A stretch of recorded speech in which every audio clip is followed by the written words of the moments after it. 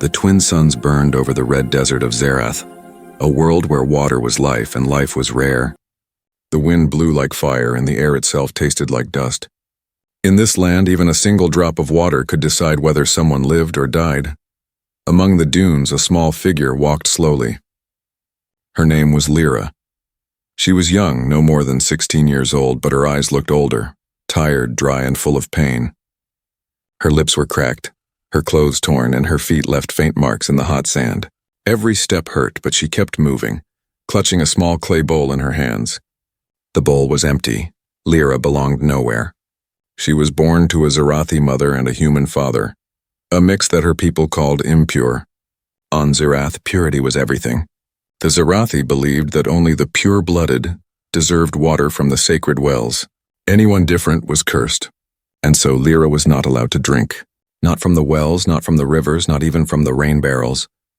The last drop she had tasted was 3 days ago. Now her tongue felt like sandpaper. Her throat burned with every breath. The world around her shimmered in the heat, and the suns showed no mercy. As she stumbled toward the nearest village, Varen, her vision blurred. She saw people moving. Tall, blue-skinned Zerathi with long veils covering their heads. They were carrying shining water jars back to their homes. Lyra's heart beat faster. Maybe someone would take pity. She gathered her last bit of courage and whispered, "Please." "Water." The nearest woman turned. Her golden eyes narrowed. "You again? The impure child? I only need 1 sip," Lyra said, her voice breaking. "Just a sip." The woman's lips curled with disgust. "Your kind brought the drought. If we give you water, the gods will turn against us again." A few others stopped to listen. Soon a small crowd formed. Some threw sand at Lyra's feet. Others pointed and muttered prayers to keep away bad luck. "Go away, half-blood." One man shouted, "The wells are not for you." Lyra tried to speak again, but her voice failed. Her legs trembled and she fell to her knees. The bowl rolled from her hands and cracked in the dust. The villagers walked away one by one, pretending not to see her. The suns kept climbing higher.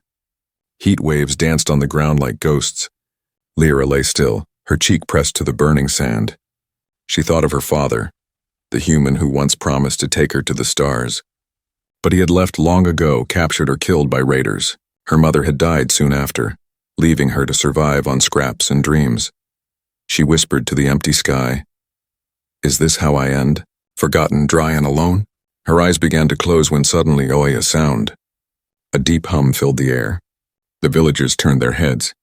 A silver shape appeared in the sky, glowing against the twin suns. It was a human ship. No one had seen one for years. The craft landed slowly on the edge of the village. Dust clouds rose around it. A figure stepped out, wearing a brown jacket and a helmet that reflected the light. He was tall, human, and carried a flask on his belt. The Zerathi murmured among themselves, unsure whether to welcome or fear him. The man looked around, scanning the faces, and then saw Lyra lying in the sand. He rushed forward, kneeling beside her. Her eyes were half open, her lips dry and colorless. Hey, he said gently, removing his helmet. "Can you hear me?" Lyra could barely nod. The man pulled the flask from his belt, opened it, and tilted it toward her mouth. "Here. Drink." The first drop touched her tongue. Cold, clean, alive. She gasped. Her hands shook as she tried to drink more. The water slid down her throat like liquid light. Behind them, the crowd gasped in shock. "He gave her water," someone shouted. "To an impure?" The murmurs turned into angry cries. "He broke the law of waters. He cursed us all. Stop him." The human looked up, confused. "What's wrong with you people?" She was dying, but no one answered with kindness. Spears were raised and faces twisted with fear. The villagers began to chant old words, prayers of protection against impurity. Lyra pulled back weakly, terrified. "You shouldn't have done that," she whispered. He frowned. "Let them be angry. I won't watch someone die for being different." She stared at him, her heart racing. No one had ever defended her before. No one had ever called her someone. The villagers stepped closer, shouting for punishment. The human stood between them and Lyra, his body blocking the blows. In that burning desert, a single act of kindness had just broken the oldest law of Zerath. The crowd believed disaster would come, but in truth, this was the moment their world began to change. The village of Varen stood silent after the human gave water to the girl called Impure. The people stared wide-eyed, their faces pale beneath the suns. They believed they had just witnessed a curse being born. The human's name was Captain Rylan. He had come from a faraway world to study Zerath's dry lands and offer peace to the Zerathi tribes. But now he stood surrounded by spears and fearful eyes. He didn't understand why giving water was seen as evil. 2 armored guards stepped forward, tall and stern. Their skin shimmered blue under the light and their eyes burned with anger. "Human," one shouted. "You broke the law of waters." Rylan frowned. "I saved her life." The guard raised his spear. "You shared your flask with one who is cursed. That act brings death to the pure." Before Rylan could reply, Lyra tried to rise. Her weak hands trembled as she grabbed his arm. "Please, don't fight them. You don't understand." Her voice was soft but filled with warning. The guard seized them both and led them toward the village square. The people followed, whispering, afraid yet eager to see what the elders would do. The Hall of Purity was carved into a massive stone cliff, cool and dark inside. At its center sat 3 elders dressed in silver robes, their faces covered by veils of white sandcloth. Behind them flowed a small stream, the last natural water on Zerath. It glowed softly in the shadows, and the sound of dripping water echoed through the hall like a heartbeat. Rylan's eyes widened when he saw it. They still have water, he thought. Then why do people suffer outside? The middle elder spoke, his voice deep and echoing. "You are called Rylan of Earth. You came to study our world. Yet you broke our oldest law." Rylan looked up. "Your people let a child die of thirst. Where I come from, that's not law, that's cruelty." A murmur ran through the hall. The elders stiffened. The elder continued. "The law of purity was given by the gods themselves. Long ago, an impure child touched the sacred wells. The next morning, every river dried. Every lake turned to sand. Since then, we protect what water remains by keeping it pure." "So," Rylan said, "you blame the innocent for something that happened centuries ago?" The elder's voice hardened. "We blame no one. We obey." Rylan shook his head. "Then your obedience is killing your own people." The guard struck him across the back, forcing him to his knees. Lyra cried out, but one guard held her still. "Silence, Impure," he hissed. The elder turned his gaze to her. "You carry human blood in your veins, and you dared to drink from a human's flask. You have mixed the cursed with the pure. The punishment is clear." Lyra lowered her eyes. "I didn't ask for my blood. I didn't ask to be born." For the first time, the elder hesitated. There was something about her voice, tired yet proud, that made him pause. "But the law was older than mercy.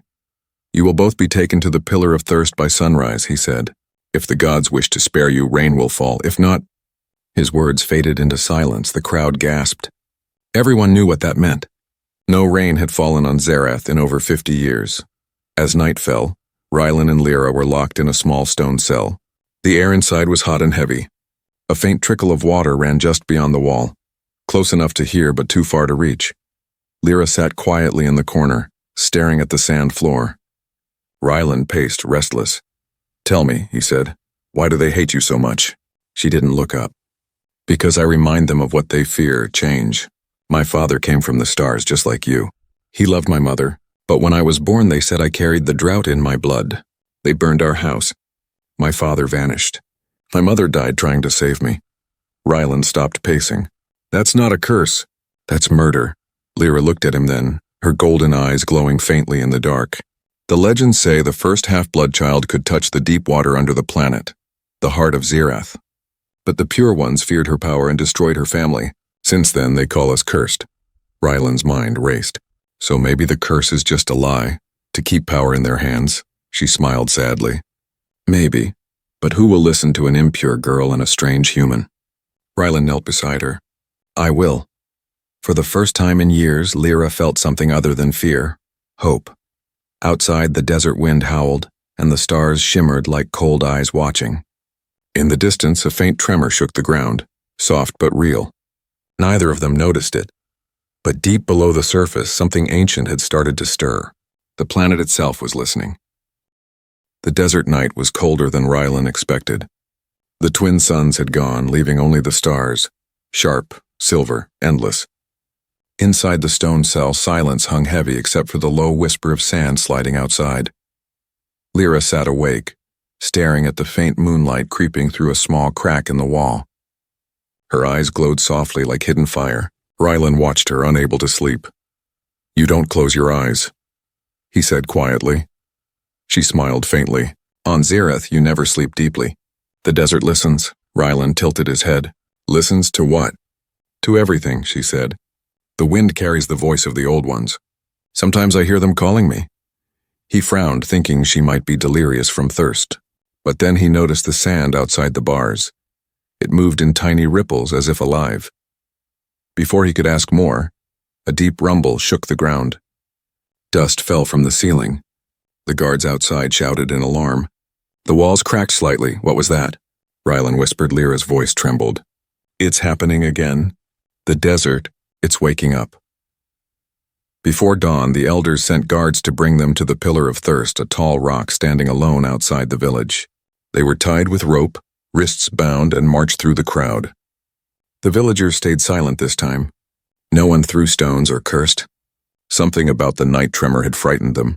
As they walked, Rylan noticed strange marks on the ground, old carvings half buried in sand.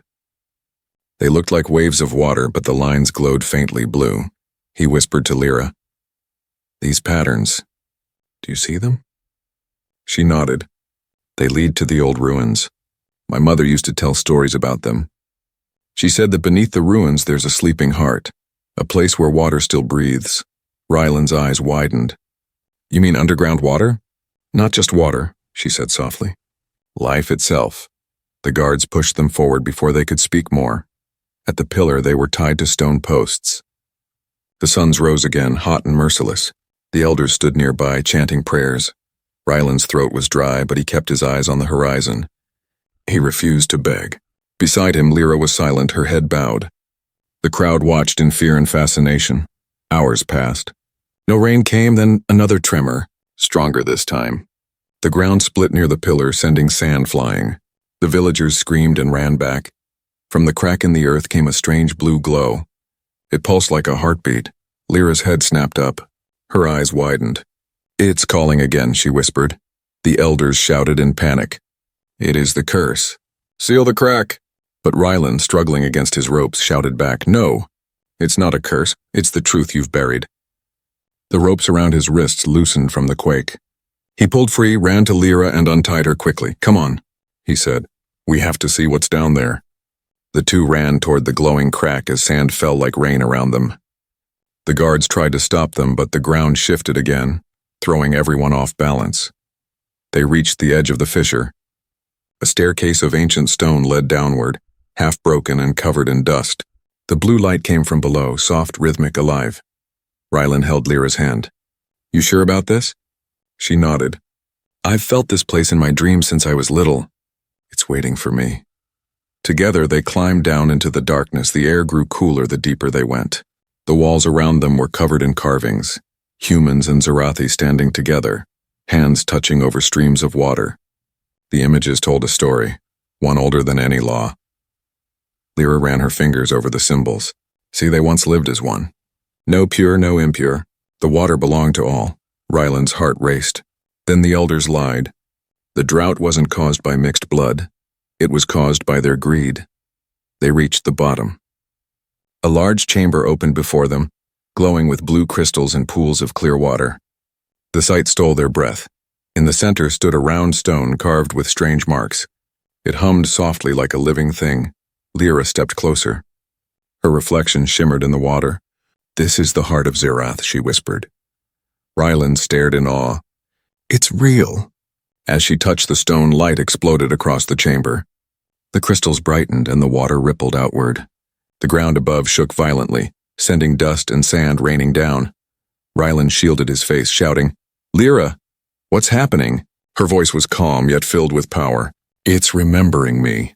The glow surrounded her completely. Her hair lifted, her eyes turned golden, and streams of water began to flow from the cracks in the walls. The legends were wrong. The half-bloods were not cursed. They were the keepers of the planet's heart. Above ground, the villagers saw water bursting from the desert floor for the first time in their lives. Panic turned to awe. The elders fell silent. watching the miracle they had long denied. And beneath the sand, Rylan stood beside Lyra as the desert planet of Zerath began to breathe again. The chamber under the desert glowed like a dream. Blue light from the crystals danced across the water, and the air was cool for the first time in centuries. Rylan stood frozen, eyes wide, trying to understand what he was seeing. Lyra stood at the center of it all, her hands still resting on the ancient stone. The glowing symbols around her pulsed slowly, as if the planet itself was breathing through her. Drops of water fell from the ceiling and hit the stone floor with a soft rhythmic sound, like the heartbeat of Zerath. Rylan spoke softly, almost afraid to disturb the peace. "Lyra, how are you doing this?" She didn't answer right away. Her eyes were distant, lost in memory. "It isn't me," she whispered finally. "It's the planet. It remembers my blood." The light in the room brightened for a moment and then dimmed again. She fell to her knees, breathing hard. Rylan ran to her and caught her before she fell into the water. "Easy," he said, holding her shoulders. "You've done enough. Rest." She shook her head. "No, you don't understand. The truth is buried here. I can feel it." They moved deeper into the chamber, past the glowing pool. The air smelled old, like metal and rain. Strange carvings filled the walls, each one telling a story. Together, Rylan and Lyra brushed away the dust, revealing the pictures underneath. The carvings showed tall Zerathi standing beside humans, building wells and channels together. There was no hate, no fear, only unity. One carving showed a woman with golden eyes, her hands glowing like Lyra's, calling water from the ground while others cheered. Then the next carving darkened. Flames, weapons, and broken wells. The same woman was chained by her own people. The final image showed the elders standing over her, sealing the water behind stone walls. Lyra's voice trembled. They called her cursed. But she wasn't, she was like me. Rylan touched the wall. "Your ancestors weren't destroyers. They were healers." She nodded slowly. "The elders lied. They feared our power, the power to share water with all." A sudden sound echoed through the chamber, boots striking stone. They both turned sharply. From the shadows, a group of guards appeared, led by Elder Saren, the youngest of the council. His silver robe was torn from the quake and his eyes burned with rage. "So this is where you hide," he said. "I knew the Impure girl would lead us to the source." Rylan stepped in front of Lyra. "You don't understand what's happening. This isn't a curse, and it's life." Saren raised a weapon shaped like a spear, but glowing with white energy. "Life for her kind means death for us. The laws exist to protect balance." Lyra rose slowly, her eyes calm. "Balance?" she said softly. "You call it balance when children die of thirst while the elders keep rivers beneath their feet?" The elder hesitated, but only for a moment. "The gods chose us to guard the water." "The gods didn't choose you," Lyra said, her voice rising with strength. "You chose yourselves." The chamber trembled again, stronger this time. Cracks formed in the floor and water began to pour through. The blue light turned brighter, flashing across the walls. Saren backed away, shouting, "Stop her! Stop her before she floods the desert!" The guards moved forward, but the moment one stepped into the water, the light around it flared, and the man screamed. The water swallowed him whole, pulling him beneath the floor as if the ground itself had opened. Everyone froze. The air was filled with the sound of rushing water and thunder deep below. Rylan grabbed Lyra's hand. "We need to leave now." But she shook her head. "No, it's not done yet." She stepped closer to the stone heart again. Her voice grew faint, almost like a song. "They sealed the truth under stone and fear, but the truth always finds a way back." Her hands began to glow once more, brighter than before. The carvings on the wall came alive, moving like waves. Rylan felt the pressure in his ears as the ground above them shook violently. Far above, in the village of Varen, the people screamed as cracks opened in the sand. Water burst from the ground in bright streams, spraying into the sky. The twin suns reflected on the fountains, turning the desert into a sea of light. The elders at the Hall of Purity ran outside, their silver robes soaked. The stream that once flowed behind their thrones now roared like a river, breaking through the walls. Elder Saren's voice echoed from below. "You'll drown us all!" Lyra's reply came like thunder. "You drowned your own hearts long ago." The chamber walls began to crumble. Rylan pulled her back toward the stairway. "Come on, we can't stay here." Lyra finally turned to him, tears mixing with the mist on her face. "Rylan, When the water flows again, they'll fear me even more. He held her hand tightly. Then we'll face it together. They ran up the broken steps as water rushed behind them. When they reached the surface, the sight took Ryland's breath away. The desert was no longer dry. Rivers cut through the sand, sparkling under the light. Villagers stood in shock, drenched but alive. The curse was broken. But so was the silence.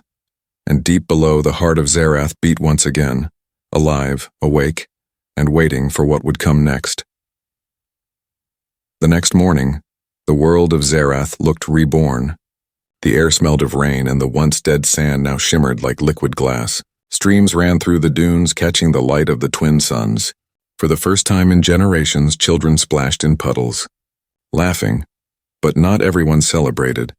Inside the Hall of Purity, now half ruined, its sacred stream turned into a flood. The elders gathered in silence. Their silver robes were wet, their faces pale with anger and fear. The youngest elder, Saren, slammed his hand on the cracked stone table. "She has awakened the forbidden water," he shouted. "The drought was our punishment for impurity. And now the impure girl has undone what the gods decreed." Another elder, old and trembling, whispered, "Or perhaps the gods never wanted it sealed." Saren glared at him. "Watch your tongue. Doubt spreads faster than poison." He turned to the guard standing by the doorway. "Find them both, the human and the girl. Bring them for judgment before the sun set. If she is not stopped, this planet will drown." Outside, Rylan and Lyra walked among the people. Everywhere they went, eyes followed them. Some full of fear, others of awe. The water that had once been denied now flowed freely through the streets. But the villagers didn't know whether to bless the girl who brought it, or curse her again. A little boy ran up, holding a clay cup. "Lady, look, water," he said, smiling. "You made it come." Lyra knelt down, touched his head gently, and smiled back. "No, little one. The planet made it come. I just listened." An older man pulled the child back. "Don't touch her," he hissed. "She's the reason the ground shakes." Lyra lowered her hand slowly. The joy faded from her face. "They still don't understand," she said quietly. Rylan sighed. "They've lived in fear too long. It takes time to unlearn lies." A group of guards appeared on the horizon, riding desert beasts through the shallow water. The crowd stepped back, whispering. "They've come for you," Rylan muttered. Lyra looked calm. "Then let them." They were taken once more to the Hall of Purity. This time it wasn't a place of order. It looked like a battlefield. The walls were cracked, water dripped from the ceiling, and broken prayer stones floated in muddy pools. The villagers followed quietly, unsure of what to believe anymore. Saren stood before them, his eyes blazing. "The law of waters has been broken," he declared. "This girl has brought ruin upon us. She must answer to the trial of thirst." Rylan stepped forward. "You still cling to your laws while your people die of ignorance. Look outside, your planet is healing." Saren raised his hand, silencing him. "The human has no right to speak in our court." Two guards shoved Rylan to his knees. Lyra stood beside him, unflinching. The elder's voice echoed through the hall. "As our ancestors did long ago, we will test the impure. She will be denied water for 1 full day. If the gods forgive her, rain will fall by dawn. If not, she will perish." Gasps filled the crowd. Rylan's eyes widened in fury. "You can't. She just saved this world." Saren smiled coldly. "If she truly did, then the gods will prove it." They locked Lyra inside a glass cage at the center of the ruined hall. Around her, pools of water shimmered, close enough to see but too far to touch. Rylan was forced to watch, bound by rope. Hours passed. The suns moved slowly across the sky. The crowd stayed silent, waiting for a sign. Inside the cage, Lyra sat on the wet floor, breathing weakly. Her skin glowed faintly from within, as if some light still lived inside her. Rylan shouted through the bars, "Don't give up! They fear what they can't control." She smiled faintly, whispering, "It's not fear that kills them, Rylan. It's thirst. In their hearts." As night fell, dark clouds began to gather above the desert. The villagers looked up, whispering prayers. Thunder rolled across the dunes. Saren frowned. "It's only wind," he muttered. But the wind grew stronger, colder. Lightning flashed, and a single drop of rain fell, landing on the cage. Then another. And another.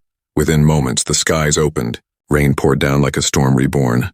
The people gasped, raising their hands to the sky, crying with joy. The water filled the square. washing away the dust, the fear, and the old prayers carved into stone. Saren fell to his knees, staring in disbelief. "No, this cannot be." The guards dropped their weapons. The villagers shouted her name, Lyra. "Lyra of the water!" Rylan broke free from his ropes and ran to her. The cage door, swollen with rain, broke open easily. He caught her as she collapsed into his arms, half conscious but smiling. "You did it," he whispered. "You made it rain." Her voice was barely a breath. "No, Rylan, Zerath did. I just reminded it how to cry." As dawn came, the once barren desert was covered in pools and streams. The people no longer whispered about curses. They whispered about hope. But deep in the shadows of the ruined hall, Elder Saren watched them with cold eyes. "The gods have been angered," he whispered to himself. "This is not salvation. This is the beginning of the flood." And far below the earth, the heart of Zerath pulsed faster, as if it had heard him. The rain didn't stop. For 3 days and nights the desert of Zerath drank endlessly. Rivers cut through the golden dunes, washing away ancient bones and buried memories. The people stood in wonder as the dry world came alive. Flowers bloomed from cracks, and fish from long-forgotten rivers returned with the tide. But not all hearts celebrated. Inside the broken hall of purity, Elder Saren stared at the endless storm. His once white robes were soaked in mud, his eyes hollow from sleepless nights. Around him, water dripped from the ceiling and pooled around the sacred platform. "This is no miracle," he muttered to himself. "This is punishment disguised as beauty." Another elder, weaker and older, whispered, "The girl saved us." "You saw it. The gods have forgiven." Saren turned sharply. "Forgiven? Look outside. The floods rise higher each hour. If this continues, the villages will drown." He clenched his fists. "The girl's power is out of control. She must be stopped before the water swallows us all." Far from the hall, Lyra sat beneath a rock shelter with Rylan. The rain had turned gentle for the moment, falling like silver dust across the horizon. A small fire flickered between them, hissing whenever drops fell on it. Her face was pale, her eyes glowing faintly blue now, not gold as before. Every few moments the ground trembled softly, as if her heartbeat echoed through the sand. Rylan watched her with quiet worry. "You haven't eaten in 2 days. You're burning out," Lyra smiled weakly. "I can feel the planet's pulse. It's waking faster than I expected. The water's not just coming back. It's remembering." "Remembering what?" he asked. "That it once had freedom," she whispered. "And freedom doesn't like to be caged again." Rylan frowned. "You mean the flood is alive?" She nodded slowly. "Zerath is alive. It's been thirsty for centuries. Now that it can drink, it doesn't know how to stop." A flash of lightning lit the sky. The distant mountains cracked open and a roar of water thundered through the valleys. Rylan stood looking out. "That sound, it's coming this way." By evening, the flood had reached the edge of Varen. Houses made of clay and reed melted into the rushing current. Villagers ran to higher ground, shouting in fear. Elder Saren appeared before the people, shouting over the storm. "You see now? The Impure girl's gift is a curse. She has doomed us all." Some nodded in panic. Others shook their heads. A woman cried out, "But she brought the water back. Without her, we would still die of thirst." Saren's voice rose. "If she truly brought life, why does it now destroy us?" Before anyone could answer, a blinding blue light spread across the horizon, coming from the ruins outside the village. The water turned brighter as if filled with stars. Rylan looked at it and whispered, "She's trying to stop it." He ran through the flood, the current pulling at his legs, until he reached the ancient fissure, the place where Lyra had awakened the heart of Zerath. She stood there, soaked and trembling, her eyes shining brighter than lightning. "Lyra!" he shouted. "You'll drown out here!" She turned to him, her face wet with rain and tears. "I can't let it destroy them. The planet's power listens to me, but it doesn't understand mercy." Rylan grabbed her arms. "Then let me help." "You can't," she said softly. "Only I can speak to it. My blood called the flood, and my voice must calm it." The ground shook violently. Cracks opened, spilling glowing water. From below came a low, deep hum, the same one Rylan had heard when they first entered the chamber. "Lyra, this isn't just water anymore," he said. "It's something alive, and it's angry." She closed her eyes.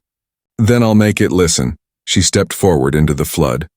The water rose around her, glowing brighter with every step. Her hair lifted in the wind and her voice carried through the storm. "Zerath," she called. "You have waited long enough. You are free now, but freedom is not rage. Rest. Breathe. Be still." The glow pulsed around her. Waves froze mid-motion. Lightning stopped in the sky. For one strange moment, the whole planet seemed to hold its breath. Rylan watched in awe. The water around him began to lower, slowly retreating into the earth. But Lyra's body swayed. The glow spread through her skin like fire. "Lyra," he cried. She smiled faintly. "It's listening, finally." With that, she collapsed into his arms. Her skin felt cold like moonlight. The storm began to fade, the clouds breaking apart to reveal the stars. Rylan held her tightly, shouting her name, but she didn't move. The rain stopped completely. The villagers climbed down from the hills, staring at the quiet sky. The flood had ended. The desert shone under the twin moons, covered in lakes and rivers. "She saved us again," someone whispered.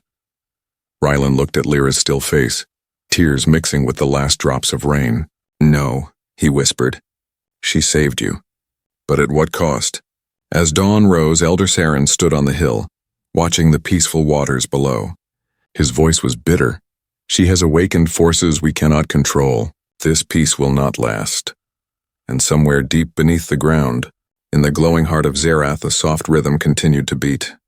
Slow, steady, alive. The flood had stopped, but something new had begun. The suns rose together over the desert world of Zerath, their light softer than before. The air smelled of wet sand and green things. Where once there had been endless dust, now clear rivers glimmered between golden dunes. The planet that had been silent for centuries now sang with the sound of water. But Lyra did not wake. She lay beneath the shade of a broken stone arch, her skin pale and cool. Rylan sat beside her, his jacket draped over her shoulders, though the morning was already warm. The people of Varen gathered at a distance, unsure if they should approach. The woman who had saved their world now slept like one of the ancient spirits they used to pray to. Rylan brushed a strand of wet hair from her face. "You said the planet would listen," he whispered. "Now it has, but you won't open your eyes." A small boy stepped forward, the same child who once offered her a clay cup. He carried a bowl of clean water and placed it beside her gently. "She should have it when she wakes," he said. Rylan smiled faintly. Yes, she should. By midday, the rainwater had begun to settle into new lakes. The villagers worked together, building channels and bridges. The old lines between pure and impure had blurred. No one cared now who fetched the buckets or who carried the tools. The desert was changing, and so were its people. An elder, the oldest among them, approached Rylan. His once proud voice was now humble. "We were wrong," he said quietly. "For years we feared what we did not understand. We built walls around our hearts and called it faith." Rylan looked up at the horizon. "Fear makes fools of all of us," he said. The elder nodded.